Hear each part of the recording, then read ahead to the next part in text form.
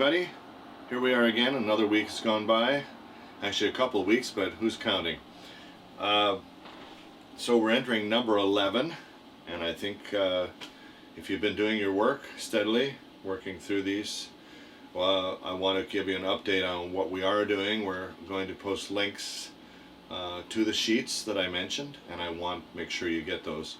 I do have books for sale, but I'm not trying to sell anything during these things. So at some point, I'm sure you folks who know your way around this interweb, as one of my students calls it, will be able to find where these books are. But for now, I'm just trying to give you this gift of knowledge, shall we say. I want you to have a chance to understand it, though, while we're presenting this view, some of the specifics, and I know some of you learn better by chart than you do by just example. So I will hold up the sheets as we go along. I have one to present you in just a little bit. I have two of them today, actually. Wow, bonus day. The next installment, which will be number 12, we'll get into the minor blues, as I promised before. Tonight I'm going to start off with major applications again, with a country slant to it, so country rock. I'm going to just touch on that a little bit. I promise you I will be giving you a whole slew of licks down the line. I've got a lot of them. One of my books is entirely devoted to licks and does complete studies of some of your heroes, certainly some of mine, and we'll present you with that once we have our foundation fully established. So tonight, as I look down here upon my outline, I'm going to start with a song you all know called Ramblin' Man. And I just have it in a nice easy pace in the key of C. It'll go through some other keys, but I'm going to stop it, I think, once I get through the key of C a couple times. But a few topics just to present pursuant to that, because since we focused on G so much. Key of C, good old form 1 in major, is at the 5th fret. Starting from the pinky, though, if you want to be accurate as to the root note. But you can still play the... Where you start on these phrases with scales is not as important as where you land. So that's the important thing. If you start,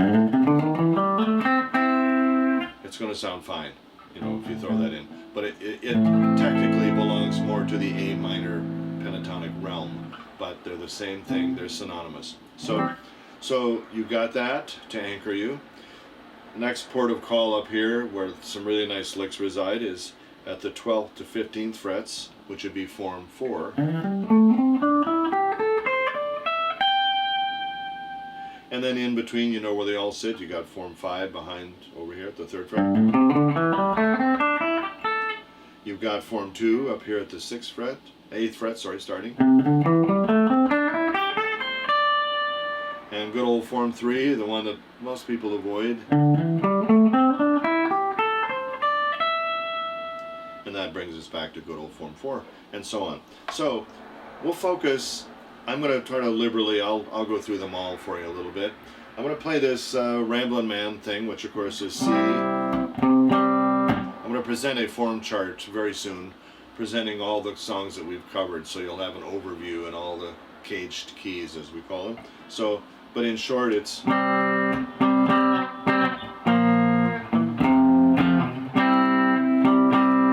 That's the first line, and then C, F, G.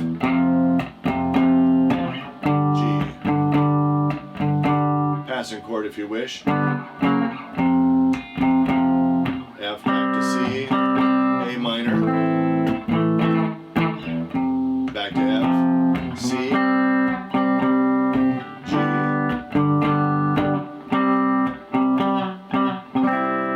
G. So that's the form of the song. So you have that brief B flat, which is catchy, isn't it?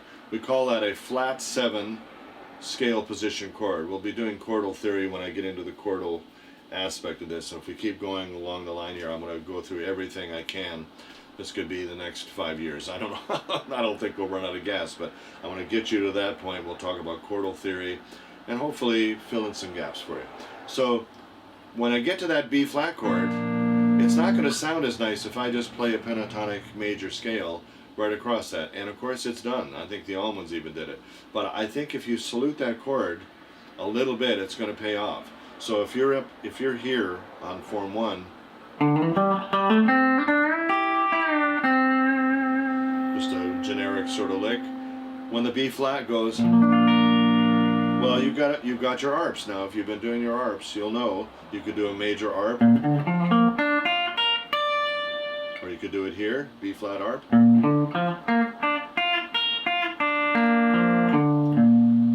or you could do a lick around that arp if you like.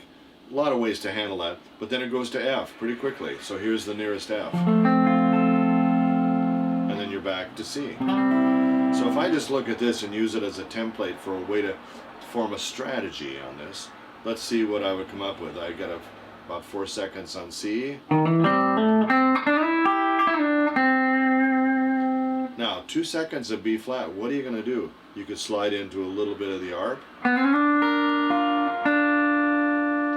and a little bit of F, because you've only got 2 seconds on that one.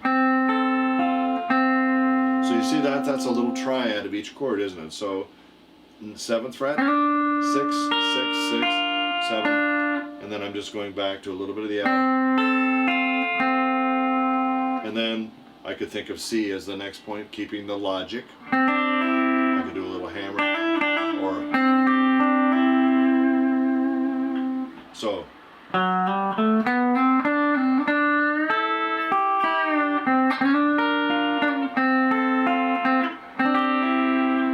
So you see, those are kind of strategies. Now that's mapping it out ahead of time. Once you get better at your arps and you know where they are, you can formulate a strategy that will cover you for those moments. Now we call that B flat a non-diatonic chord, so not in the family.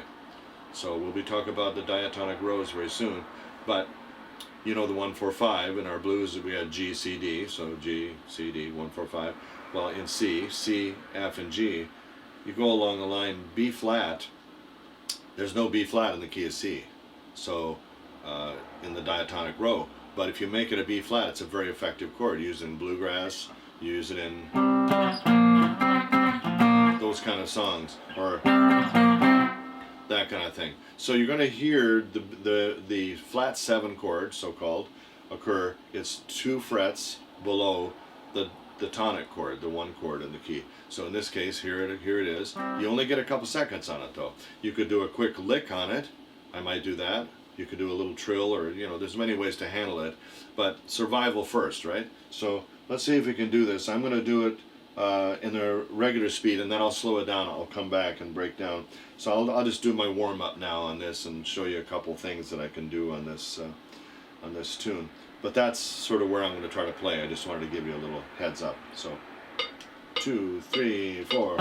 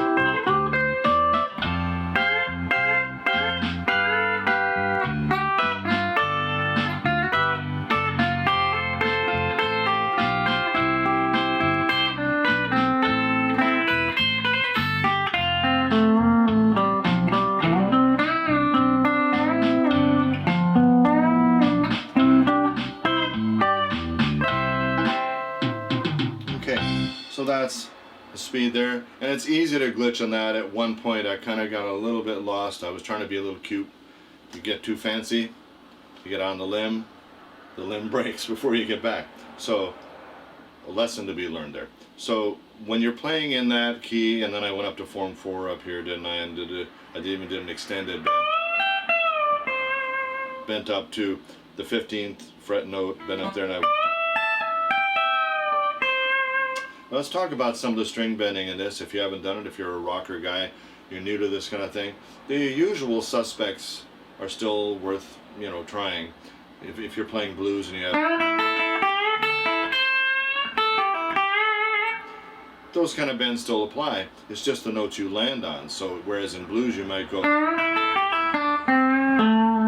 in this frame you don't want to end on an A note. You want to end on a tonic note. So you have to find a way to get down there. It doesn't sound so contrived. So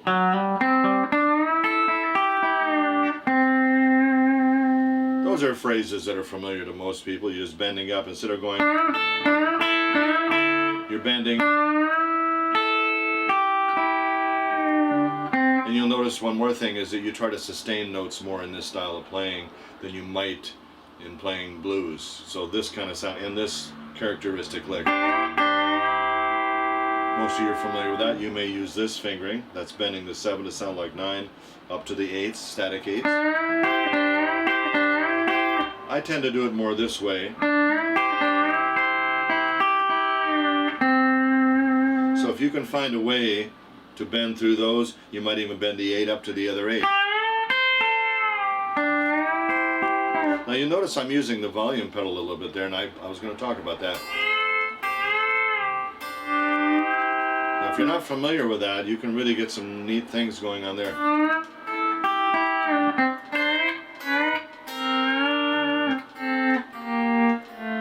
And what's going on there is, I have a, you can't see it on the floor here, but it's a simple, cheap Boss pedal. It's been through the mill, it's been beaten up pretty badly. But you can set it to where it's off.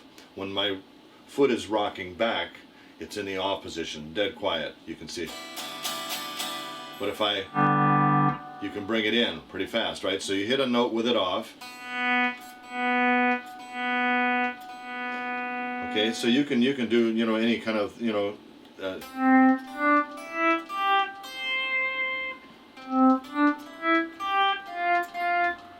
see if I can do that.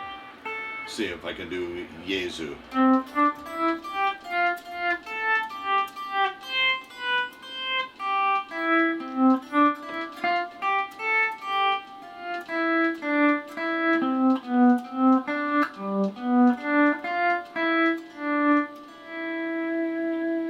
So, and if you put Raunch on doing that, a little bit of overdrive, in fact you can get away with quite a bit on that. You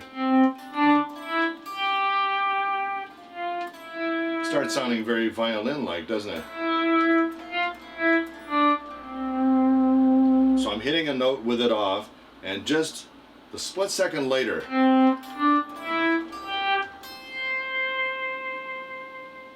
okay, so that's another application of that. Get yourself a volume pedal and start fooling with that a little bit. So if I put the pick down and I get my fingers, I have this whammy bar. This is one of my nicer guitars. My green, this is the green series we're in now.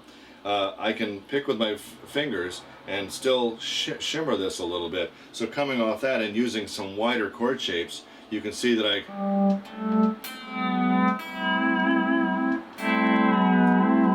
very Hawaiian sounding, isn't it? Those kind of thing. I got into a thing for a while where I was doing some really wide spacing chords, and I'll show these later along the way.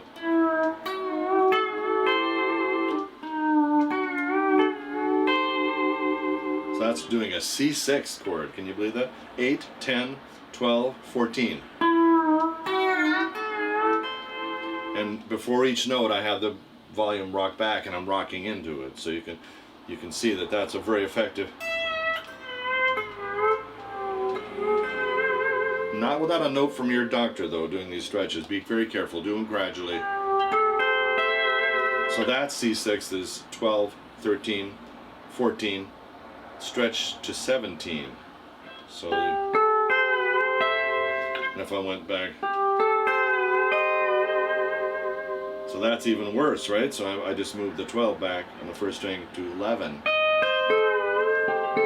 What would that be? That's an F7th. Of a type you never see somebody strumming, right? So there's, and this is a C6 C chord. double fives there, second and third string, 7 with my middle finger stretching there.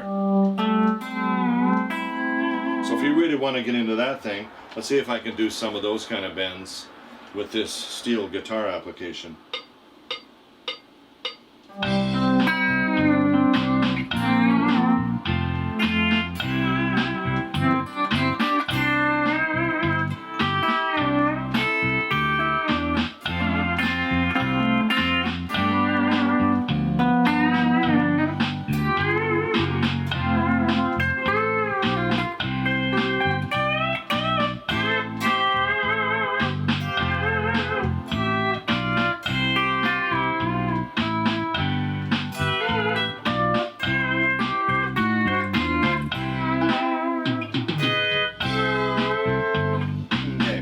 So that's another fun way to approach a country type song with that. You also could just kick some butt and just go into it and just play major pentatonic and do some minor pentatonic on the edges. So I'll do one more pass at this without the volume pedal. I'll just leave the volume pedal alone. My foot has come off the pedal just for using.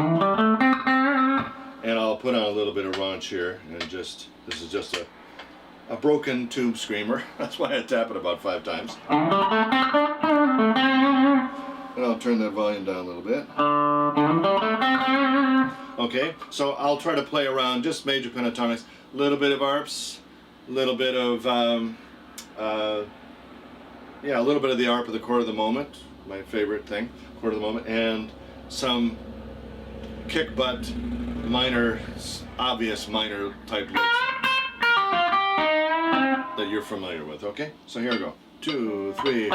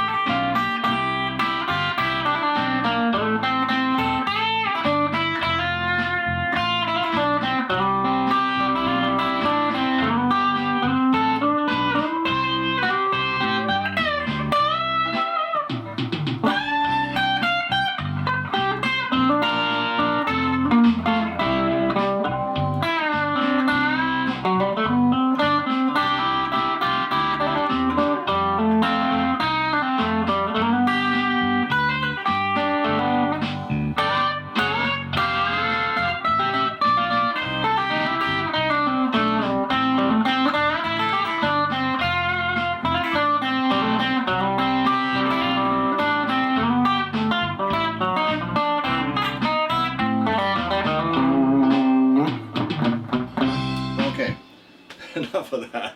Anyway, that just shows you can kind of rip a little bit if you're feeling the urge to go from that. So what might be nice if you had a song of that sort, you could do that softer steel guitar type approach with some bigger space chords. Try your hand at those. I'll expand on those more. This is just a little introduction to it, as it were.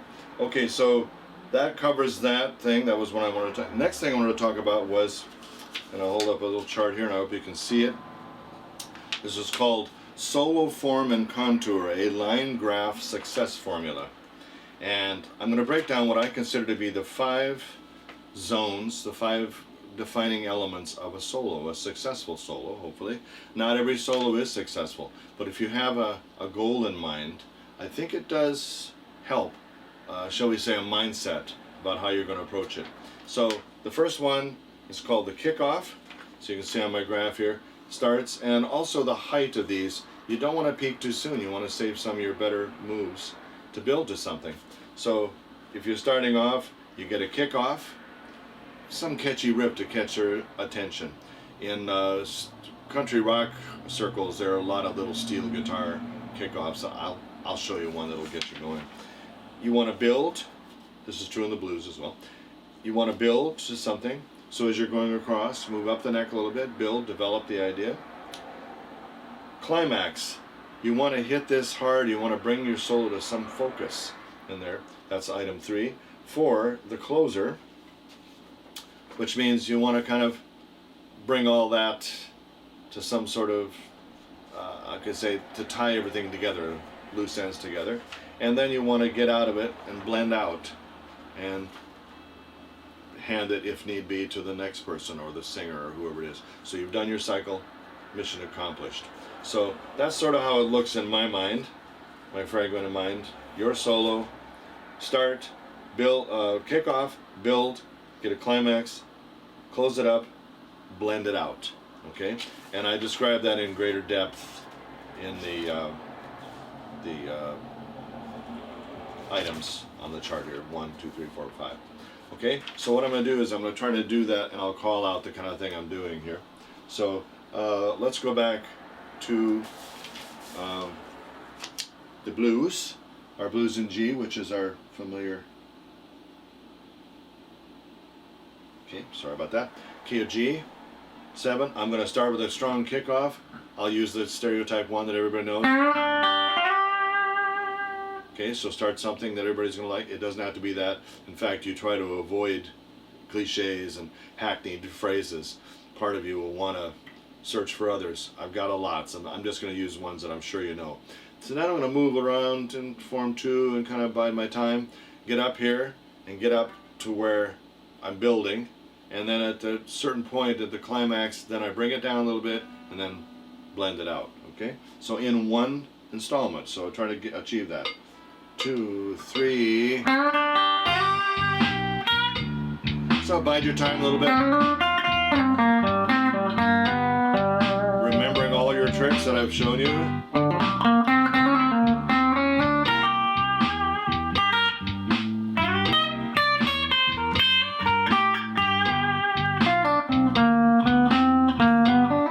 Now right about now you want to rip.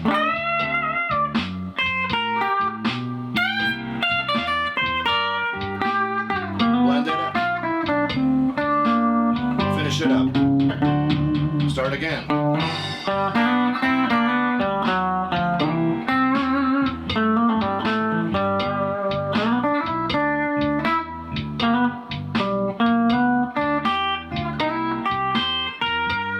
Bide your time a little bit.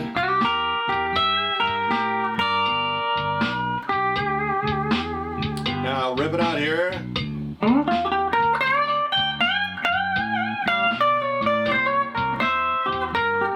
Blend it out.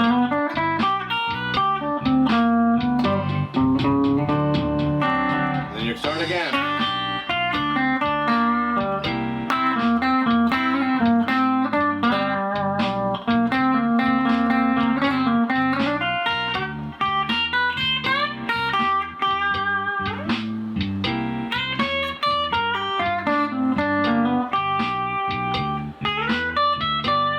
Now right about now.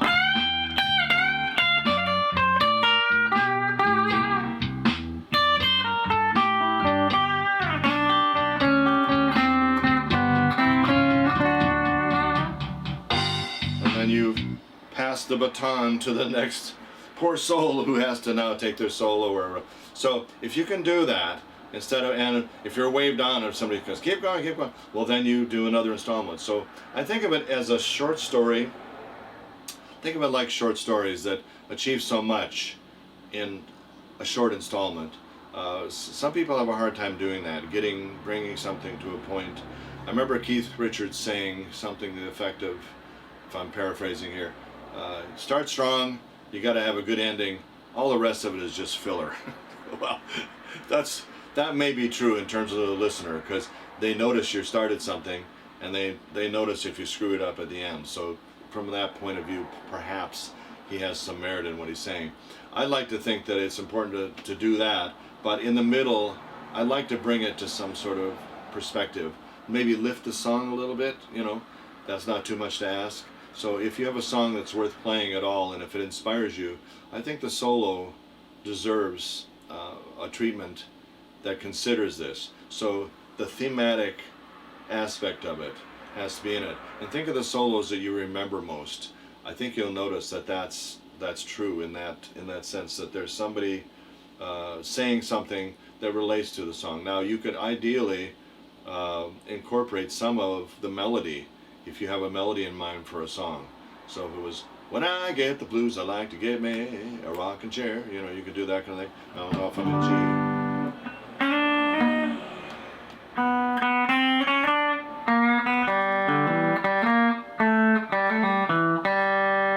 So you could incorporate that kind of thing.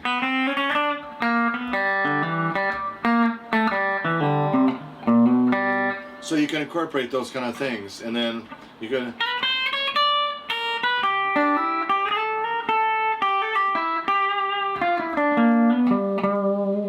So already people are saying, oh, he's playing flip, flop, and fly, right? So you can have that, and then if you have a strong hook at the beginning, so if that was in G, so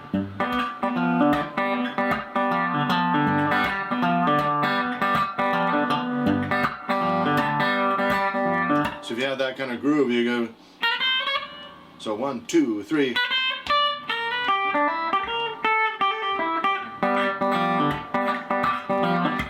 So you can see how that kind of fits. The groove is everything. You know, you have a good groove, a good rhythm track you're playing with. Lock in with that. Make your phrasing match. Try to book match what the other players are playing. Don't imitate what they're doing. That can be a trap. That can be annoying.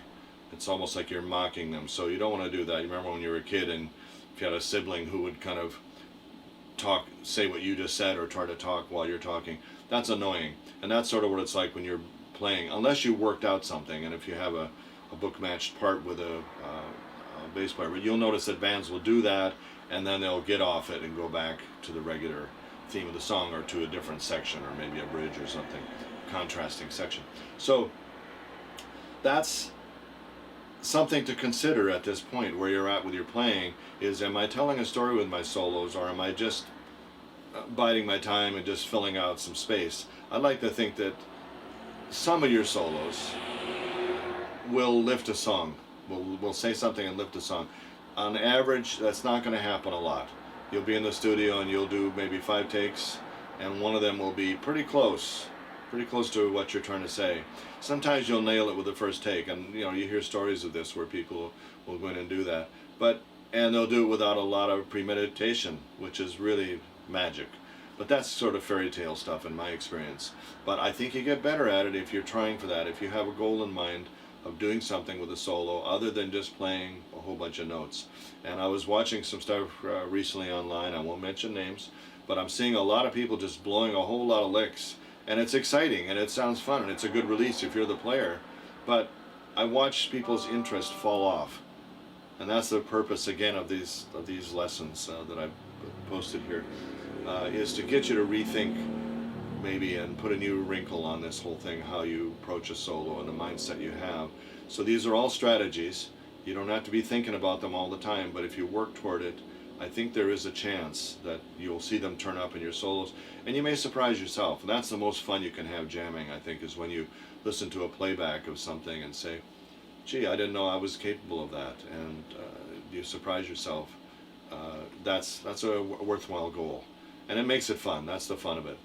Okay? So I hope I've covered everything in enough detail tonight. I touched on the country thing. There'll be more on that. And I'll get more down to the nuts and bolts of how that works in subsequent lessons. And but we'll let this solo form thing simmer a little bit. And we'll be touching on that as time goes on. But now you know what my strategy is when I'm trying to solo. It's not just let's 1, 2, 3, go, and throw a whole bunch of stuff in. I think he knew better than that anyway by the way I was describing and setting the pace here. So I'd like to thank you all for tuning in again. I hope you're enjoying it. I'm enjoying doing it, and we'll see you next time. Namaste.